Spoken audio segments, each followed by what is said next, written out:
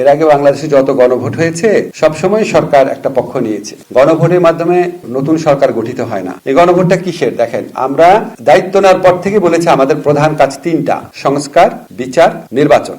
এখন আমরা তো সবসময় সংস্কারের পক্ষে অ্যাডভোকেসি করেছি। এই যে আপনার জাতীয় ঐক্যমত্য কমিশন গঠন, জুলাই চার্টার প্রণয়ন, সব তো সরকারি উদ্যোগেই হয়েছে। তা আমরা মনে করি গণ অভ্যুত্থানের অন্যতম প্রত্যাশা হচ্ছে সংস্কার।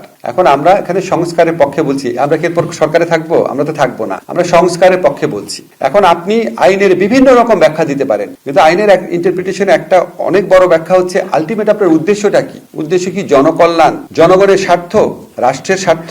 আমরা সেটার পক্ষে দাঁড়িয়েছি। আমরা কিন্তু কোনো দলের পক্ষে দাঁড়াই নাই। কারণ আপনি দেখবেন সব দলই সংস্কারের কথা বলেছে। পদ্ধতিগত পার্থক্য আছে, কেউ বলে নাই সংস্কার না।